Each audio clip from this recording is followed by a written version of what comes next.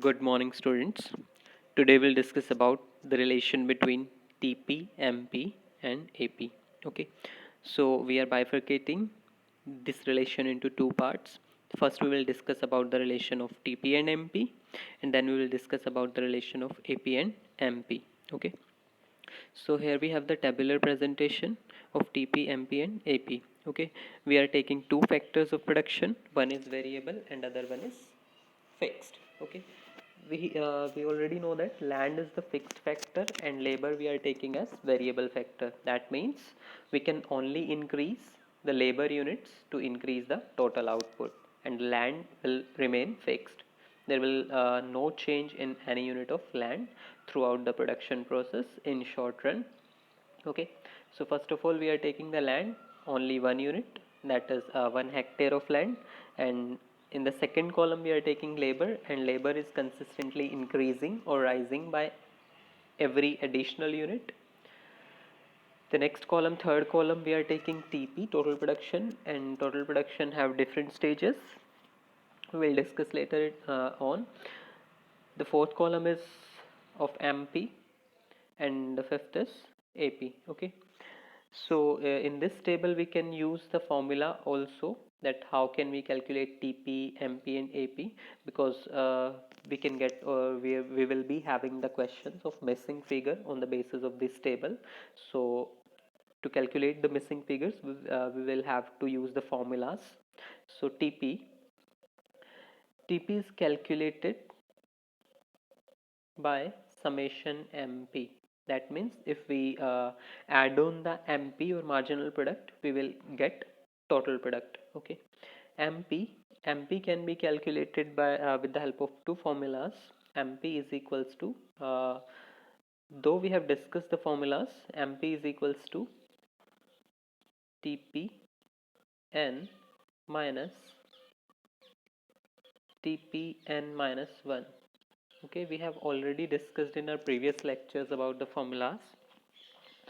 Okay, TPN minus TPN minus 1, and here n represents the number of labor units. Okay, that means, for example, if we take TPN, if n is equals to 2, okay, if we define the value of n, if n is equals to 2, that means TP at n means TP of 2 units of laborers. Okay, n means the number of labor units. Okay, so we are calculating or identifying the total product at 2 units of laborers. Okay, so when we have implied 2 units of laborers, how many units of total output were there? 100 units. Okay, TP at 2 means 2 units of labors. How many total output is, how much total output or how many units of total output is being produced by 2 units of labors? Okay, so TP at 2 units is 100. Okay, TPN की value हमने put कर दी है 100.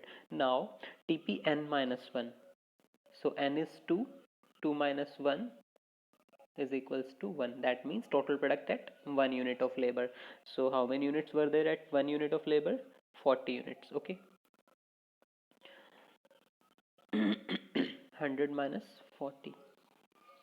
Okay, we will get, we have defined n is equals to 2, so we will get the MP of 2 units of, या second unit of labour. Okay, MP जो है additional unit of labour का output होता है, total का नहीं होता है. तो दैट मीन्स n हमारा 2 है, तो that means the second unit of labor, how many units are being contributed by the second unit of labor to total output. Okay, तो 100 minus 40 हमने किया तो 60 units आया. that means second unit of labor ने 60 units contribute किए. Okay, first जो कि 40 units contribute किए थे या produce कर रहा था, second unit of laborer contributed 60 units, and by the total of 2 units of laborers, the total output became 140 plus 60. Okay, so this is how we can calculate MP.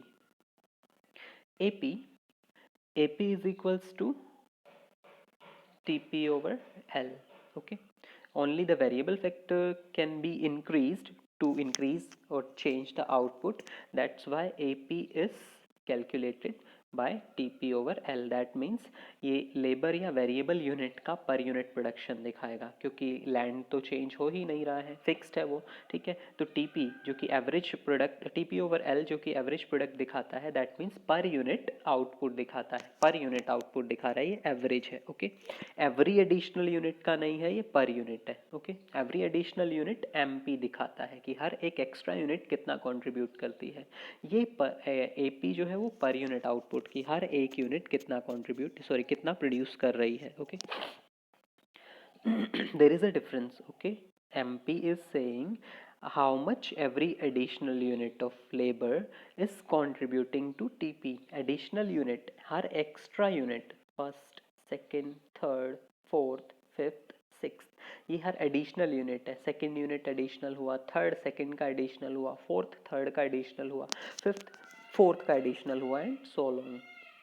So first ने 40 produce किए, hair MP, तो एक ही unit थी, तो total output हमारा 40 units था। Second जो कि एडिशनल यूनिट आया लेबर का, पहले एक लेबर काम कर रहा था, जब दूसरा लेबर आया सेकंड यूनिट ऑफ लेबर, उसने कंट्रीब्यूट किए 60, तो दोनों ने मिलके कितना किया, फर्स्ट ने 40 सेकंड ने 60, तो दोनों का 100 हो गया। इसी तरीके से जब थर्ड आया तो थर्ड ने कंट्रीब्यूट किया 50 and total makes to 150। Fourth आया तो 30 एंड टोटल बिकेम 180, ओके। तो हर एडिशनल यूनिट कितना कंट्रीब्यूट कर रही है, ये हमारा MP बताता है, TP में कितना कंट्रीब्यूट कर रही है। दूसरी तरफ AP is per unit output, okay. ये ऐसा नहीं है कि सेकंड यूनिट का 50 है, थर्ड यूनिट का 50 है, फोर्थ यूनिट का 50 है, ओके, 45 है, ये कंट्रीब्यूट नहीं कर रहे हैं, ये according to TP। if 4 laborers were engaged and 180 units were being produced, okay, ये एडिशनल यूनिट के नहीं है, ये अकॉर्डिंग टू TP है। अगर TP 180 है, 4 यूनिट्स ऑफ लेबर्स जो है 180 यूनिट्स प्रोड्यूस कर रहे हैं, okay. if we take a condition, there are 4 laborers and total of 180 outputs, 180 units of output is being produced, that means total 180 units 4 laborers ने produce किया है, तो हर एक ने कितना, उन 4 में से एक ने कितना प्रोड्यूस किया, तो एवरेज निकाल लेंगे 180/4, तो चारों ने मिलके 180 प्रोड्यूस किया है, तो एक सिंगल ने 45 प्रोड्यूस किया होगा, ओके। So 45 45 45 and 45, okay. तो हमारा 180 बन जाएगा ये टोटल, ओके। तो एवरेज के अकॉर्डिंग हमारा पर यूनिट आउटपुट है, हम मान के चलेंगे कि जब टोटल इतना था, 4 यूनिट्स ने मिलके 180 प्रोड्यूस किया, तो चारों ने 45 45 45 ही कंट्रीब्यूट किया होगा। लेकिन MP में ऐसा नहीं है, ये एडिशनल यूनिट, सेकेंड यूनिट का, थर्ड यूनिट का, फोर्थ यूनिट का अलग अलग दिखा रहा है, okay. Again, MP can also be calculated with the help of another formula, that is MP is equals to delta TP, okay, delta TP over delta L। That means change in total product divided by change in labor, हम MP ऐसे भी calculate कर सकते हैं, okay। So 40 to 100, तो change in TP कैसे निकलेगा, 100 minus 40 60, तो डेल्टा TP की वैल्यू आ गई 60। Change in labour 1 to 2, that means 2 minus 1, तो कितना आया लेबर हमारा 1 आया, ओके। तो हमारा MP कितना आ गया 60 सेकेंड यूनिट पे। इसी तरीके से थर्ड में से सेकेंड माइनस करेंगे, लेबर हमारा 1 होएगा, एंड TP 150 माइनस 50 करेंगे तो 50, तो नेक्स्ट MP हमारा 50 हो जाएगा। तो इस तरीके से भी हम कैलकुलेट करते हैं, आगे जब हम इन क्वेश्चंस को डिस्कस करेंगे मिसिंग फिगर को, तब हम कैलकुलेट करेंगे, okay. So these are the values और the data given about TP, MP and AP।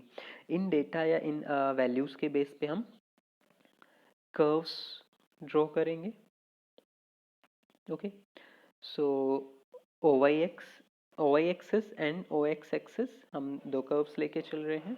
OY axis पे हमारा TP है, टोटल आउटपुट या टोटल प्रोडक्ट है, एंड OX एक्सिस पे हमारे यूनिट्स ऑफ वेरिएबल फैक्टर हैं, ओके। तो first of all we are taking the total production curve, okay, total product curve हम लेके चल रहे हैं, हालांकि दोनों हम साथ साथ लेके चलेंगे, ओके, ऊपर और नीचे दिखाएंगे।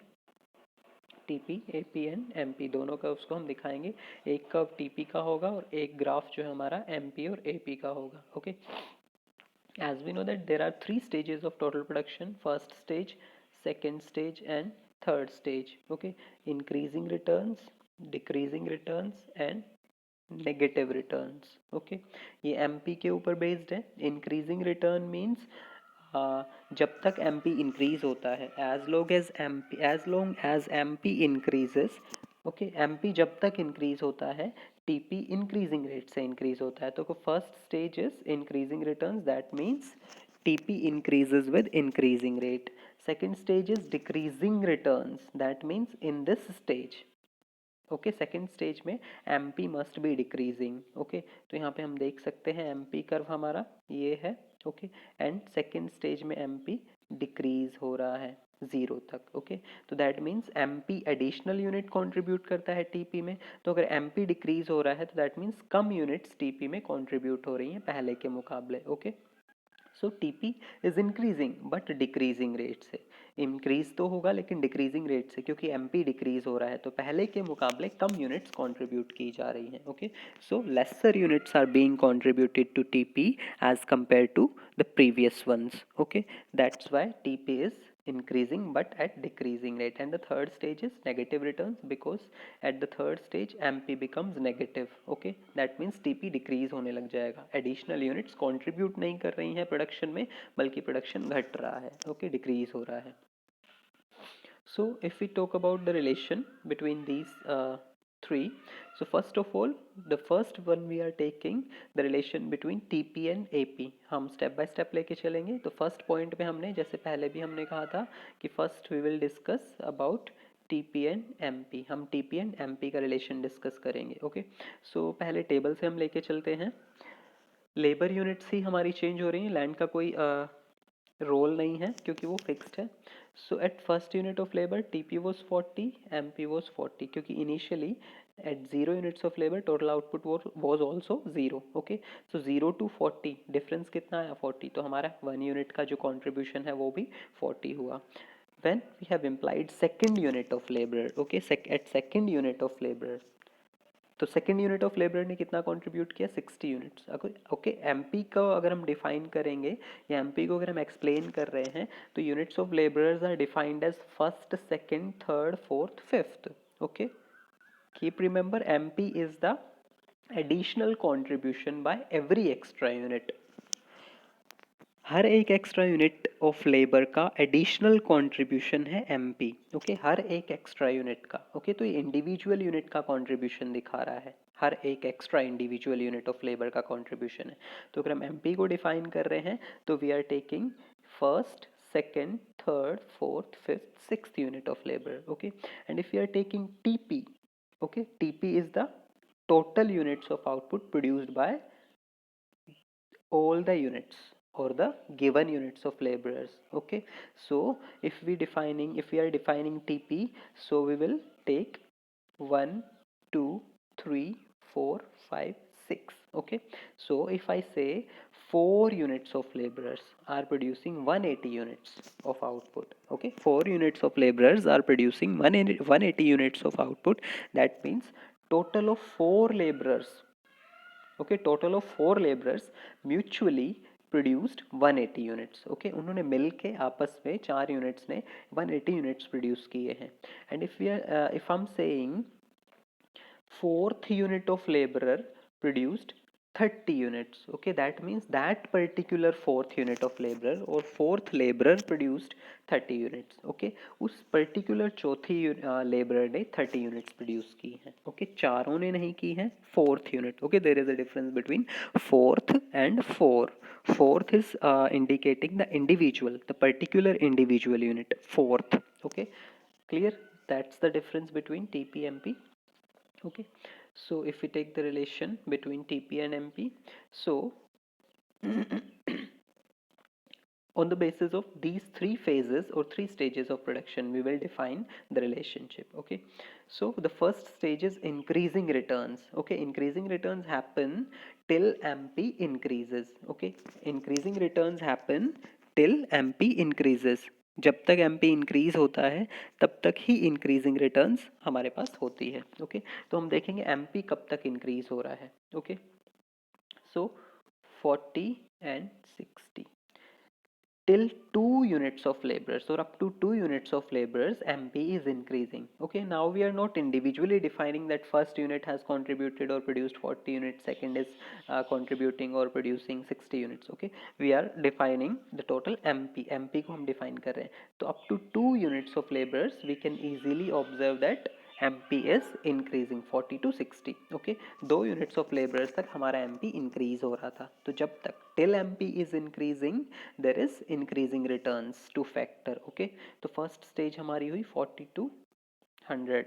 Okay, till up to second unit of labour. This is first stage of increasing returns. Okay, TP increasing returns में भी इंक्रीज होता है और डिक्रीजिंग रिटर्न्स या डिमिनिशिंग रिटर्न्स में भी इंक्रीज होता है. ओके,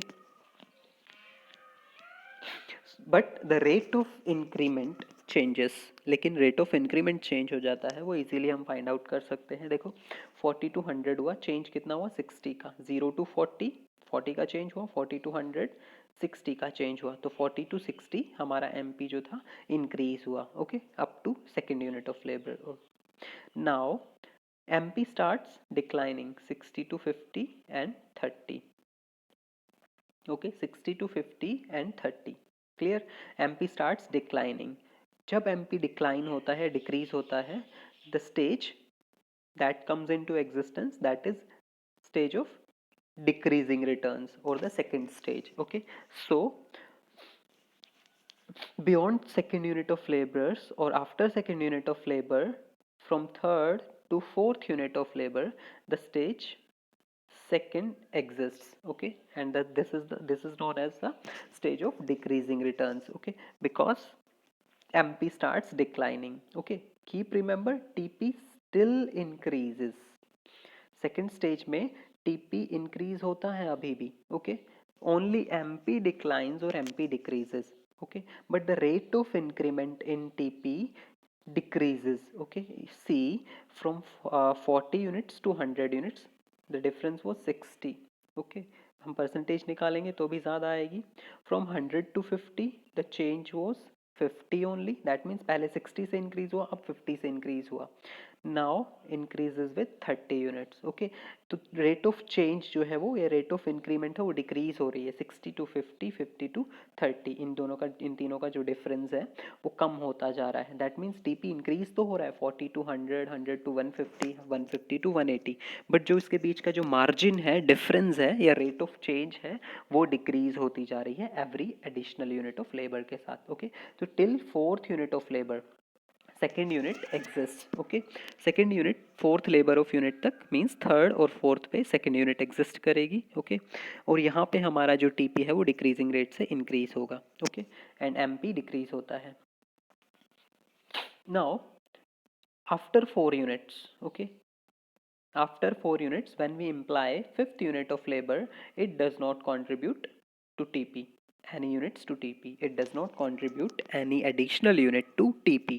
जब हमने फिफ्थ यूनिट को वहाँ पे डिप्लॉय किया है लेबर को, फिफ्थ यूनिट ऑफ लेबर को हमने वहाँ पे डिप्लॉय किया है, तो उसने टोटल प्रोडक्शन में कोई भी कंट्रीब्यूशन नहीं किया, कोई भी एडिशनल यूनिट कंट्रीब्यूट नहीं की है.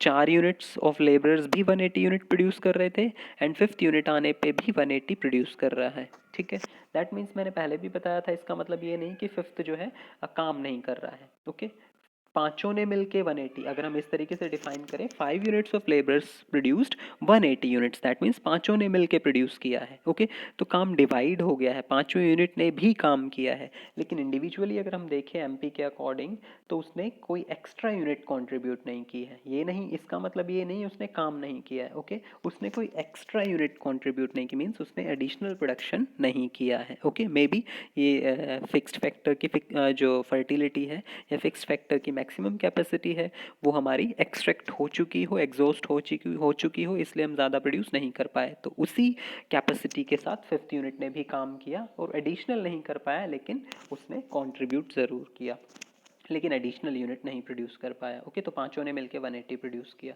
ओके, सो फिफ्थ यूनिट ने कोई एडिशनल कंट्रीब्यूट नहीं किया, तो एडिशनल नहीं है तो MP 0 हो गया. ओके, कीप रिमेंबर एडिशनल ही MP होता है. लेकिन हम ये नहीं मानेंगे कि पांचों यूनिट ने काम नहीं किया, क्योंकि पांचों ने मिलकर, जब हम AP कैलकुलेट करेंगे तो पांचों ने मिलकर प्रोड्यूस किया है, तो AP हमारा हर एक यूनिट का वहाँ पे भी कुछ ना कुछ आएगा। 5 ने जब प्रोड्यूस किया तब भी एक इंडिविजुअल यूनिट का हमारा प्रोडक्शन या पर यूनिट प्रोडक्शन है वो आएगा, वो ज़ीरो नहीं होगा।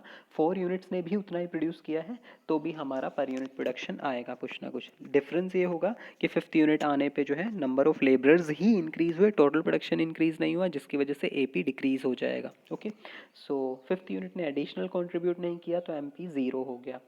जब हमने 6th यूनिट वहाँ पे यूज़ की या 6th यूनिट वहाँ पे डिप्लॉय की तो हमारा एमपी नेगेटिव हो गया। दैट मीन्स 6th यूनिट ने जो है आके टोटल प्रोडक्शन कम कर दिया। मे बी जो फैक्टर रेशियो है वो इम्बैलेंस हो गया हो 1:6। ओके, तो 6th यूनिट ने मे बी एफिशिएंसी रिड्यूस की हो एग्जिस्टिंग वर्कर्स की, वो कुछ भी हो सकता है। फॉर एग्जांपल, बहुत सिंपल सा एग्जांपल हम लें, मे बी इसने दूसरों को डिस्टर्ब किया हो, डिस्प्यूट्स अराइज हुए हों, क्या पता ये दूसरे नेचर का हो, पॉलिटिक्स इसने शुरू की हो, दूसरों के बीच में फ्रिक्शंस अराइज हुए हों, डिस्प्यूट्स अराइज हो गए हों, ठीक है, या फिर इसने लोगों को या फिर वर्कर्स को जो है भड़काना शुरू किया हो और वो काम कम करने लगे। What ever is the case, कुछ भी हो सकता है। डिस्प्यूट्स अराइज हुए, फैक्टर रेशियो इम्बैलेंस हुआ है तो डिस्प्यूट्स अराइज हो सकते हैं, फ्रिक्शंस अराइज हो सकते हैं, जिस वजह से टोटल आउटपुट हमारा डिक्रीज हो गया। ओके, टोटल आउटपुट डिक्रीज हो गया 182 टू 162। ओके, तो हमारा जो एमपी है नेगेटिव हो गया। दैट मीन्स 6th यूनिट ने एक्स्ट्रा कॉन्ट्रीब्यूट तो नहीं किया लेकिन टोटल आउटपुट को ही डिक्रीज कर दिया। ठीक है, टोटल आउटपुट डिक्रीज हुआ तो हमारा MP negative. That means additional extra unit ने हमारी जो एडिशनल यूनिट्स हैं उनको ही कम कर दिया, उनको ही नेगेटिव में ला दिया। ओके, तो इसी टेबल के बेस पे हम ग्राफ देखेंगे टीपी एंड एमपी का, कि TP first stage 2 units of labours तक टीपी इंक्रीजिंग रेट से इंक्रीज होता है क्योंकि एमपी इंक्रीज हो रहा है हमारा। Okay,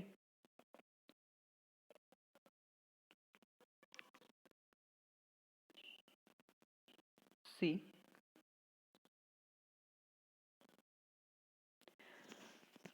TP and MP. Okay, this is the TP curve and this is MP curve. हम टीपी और एमपी को ही देखेंगे। Up to 2 units of labours, okay, up to 2 units of labours, O x axis पे दो sorry units of labours हम दिखा रहे हैं।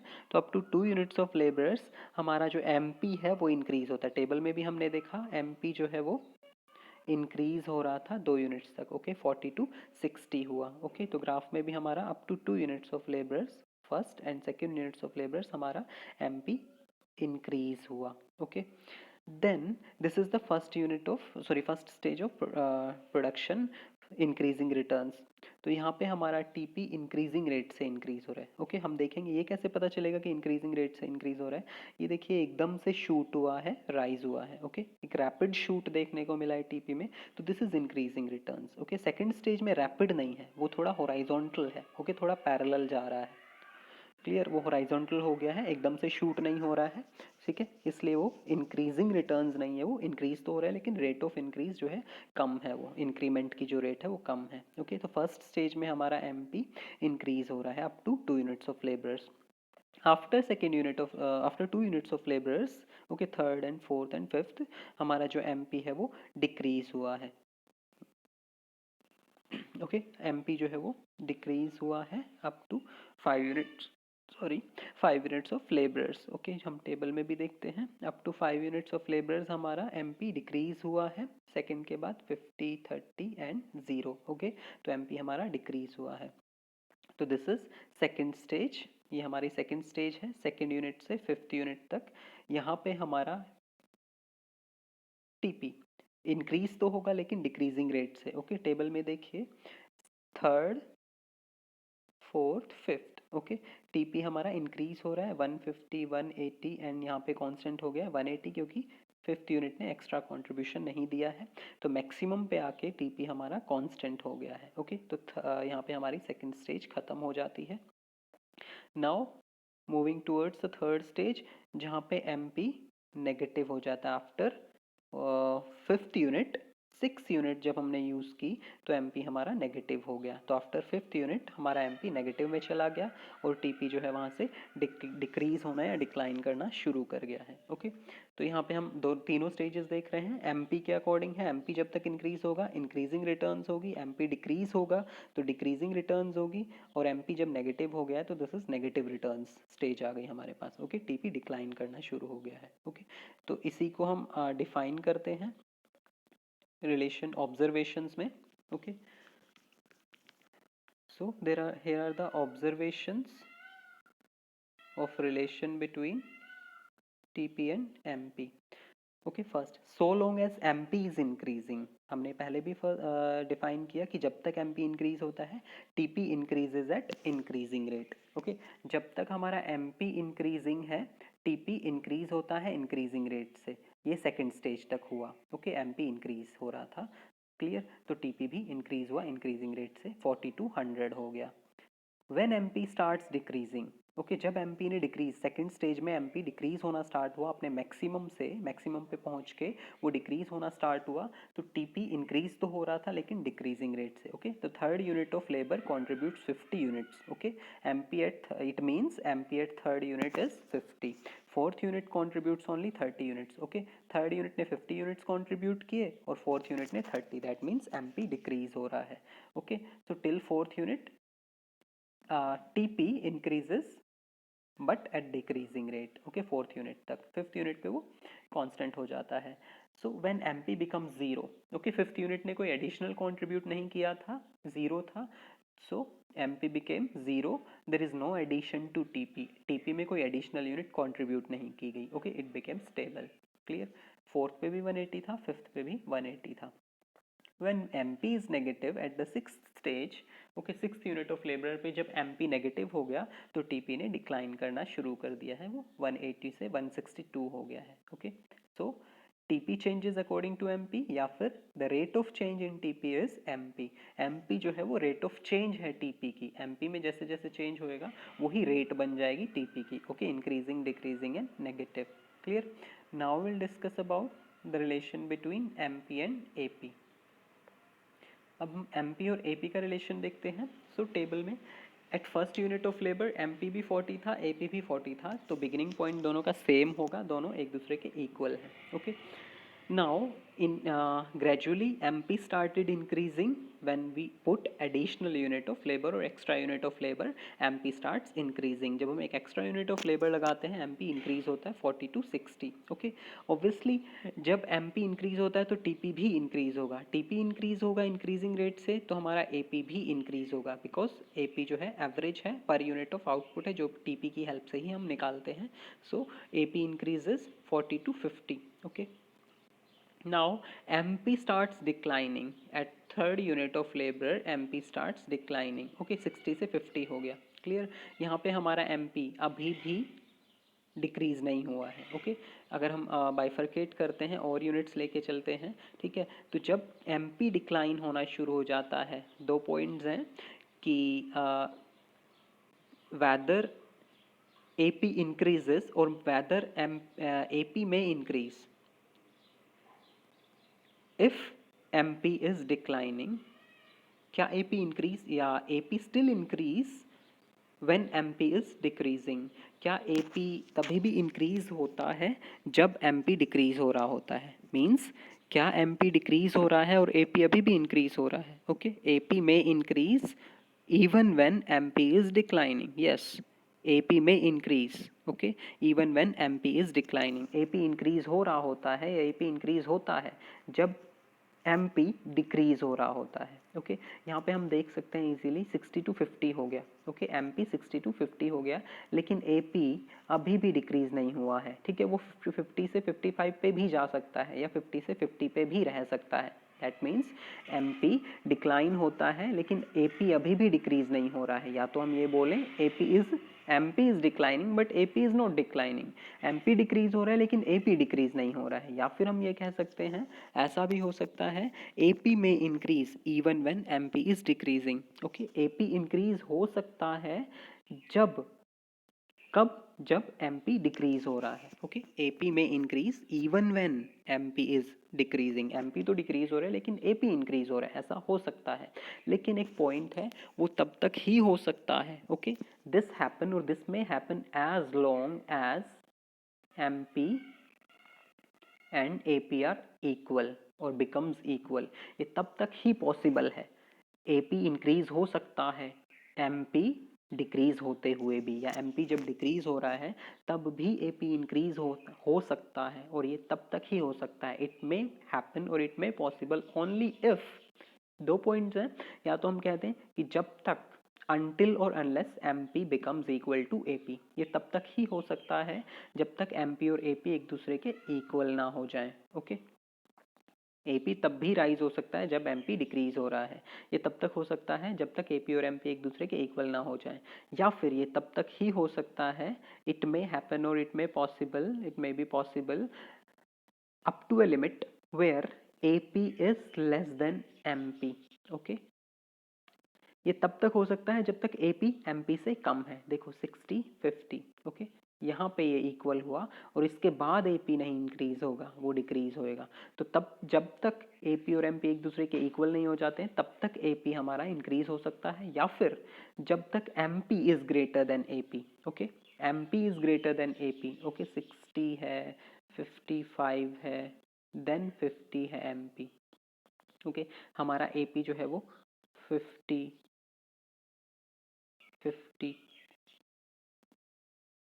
sorry, this is if we take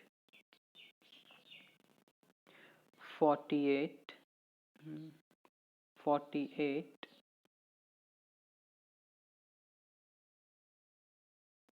50 47। Okay, 47 to 48 48 to 50। Okay, AP है हमारा 47 48 50, this is MP 60 55 and 50। Okay, MP is decreasing 60 to 55, but AP is increasing 47 to 48। Okay, MP is decreasing 55 to 50, AP is increasing 48 to 50। Okay, but this may happen only if MP is greater than AP।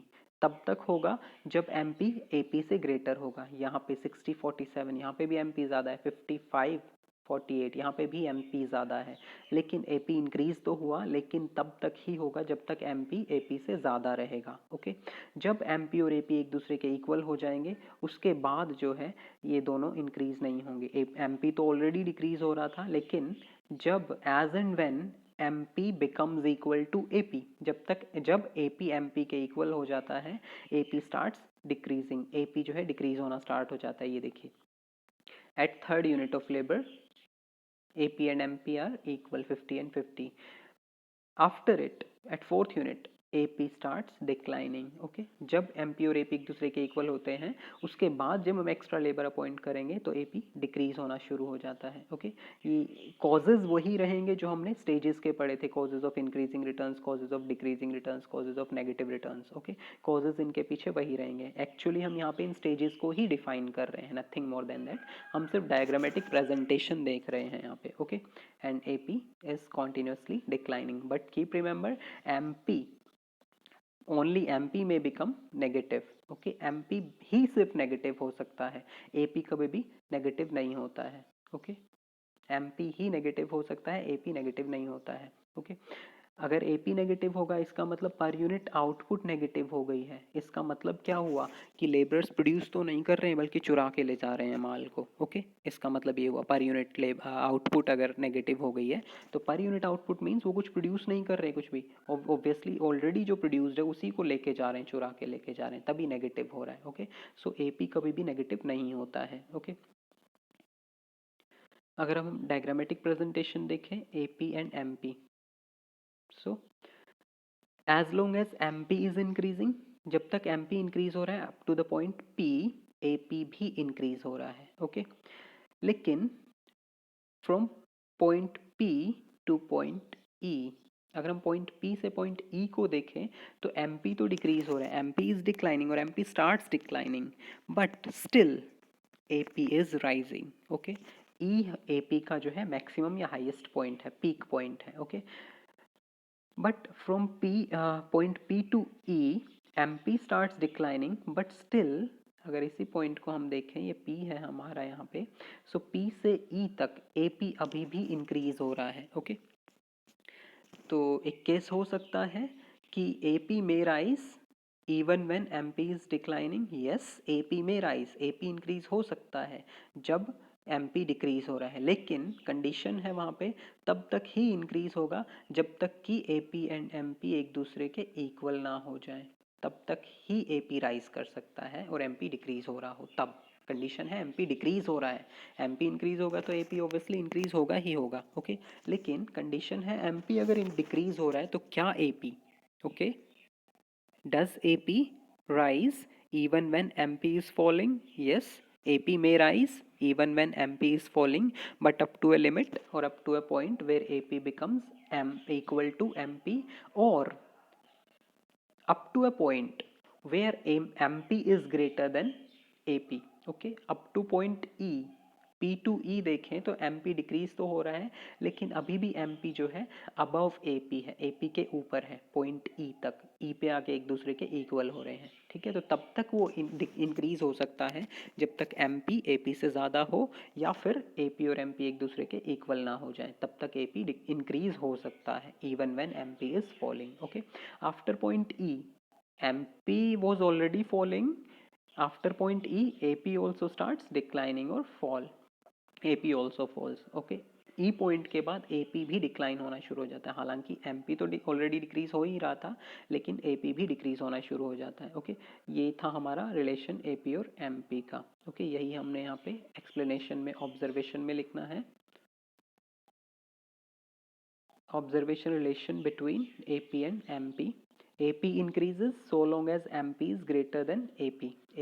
AP increase होता है, अभी बताया AP तब तक increase होगा जब तक MP AP से ज़्यादा होगा। Okay, AP decreases when MP is less than AP. जब MP AP से कम होता है तब AP डिक्रीज होना शुरू हो जाता है। हम ग्राफ में देखें तो MP जब AP से कम होता है, when MP is less than AP, okay, point E के बाद देखो MP is less than AP, AP is above MP curve, AP curve जो है MP से ज़्यादा है। ठीक है, तो MP कम है, AP ज़्यादा है। Okay, so when AP is greater than MP, when AP is greater than MP, when AP is greater than MP, okay, AP starts falling. जब AP MP से ज़्यादा होता है, ओके, इससे पहले पॉइंट E से पहले MP ही ग्रेटर था AP से, जब AP ज़्यादा होता है, when AP is greater than MP, AP starts falling. Okay, AP decrease होना शुरू हो जाता है।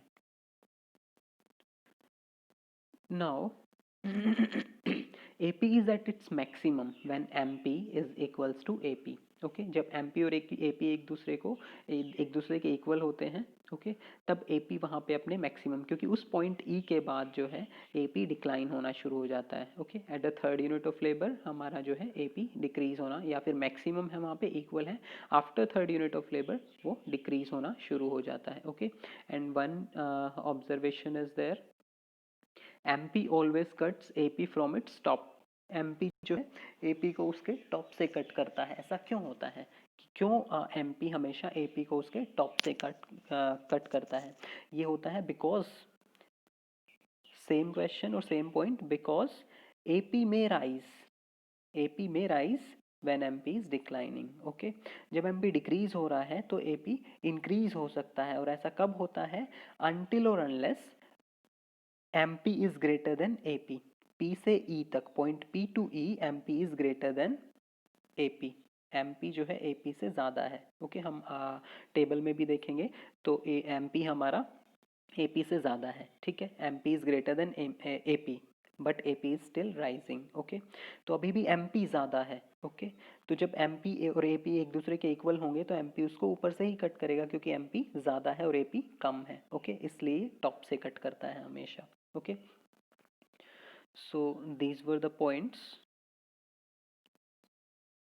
about relation between TP, MP and AP. हम डायग्रामेटिकली इसकी कंस्ट्रक्शन की तरह दिखाएंगे, इनको एक्सप्लेन अगर करना है तो। ये क्वेश्चन जो है 6 मार्क्स में भी आ सकता है, तो इनको हम एक्सप्लेन मीन्स अगर हम कर्व अगर इजीली बना लेते हैं, कर्व हम याद रख लेते हैं, तो एक्सप्लेनेशन बहुत ईजी है, बट स्टेजेस के अकॉर्डिंग हम चलेंगे। ओके।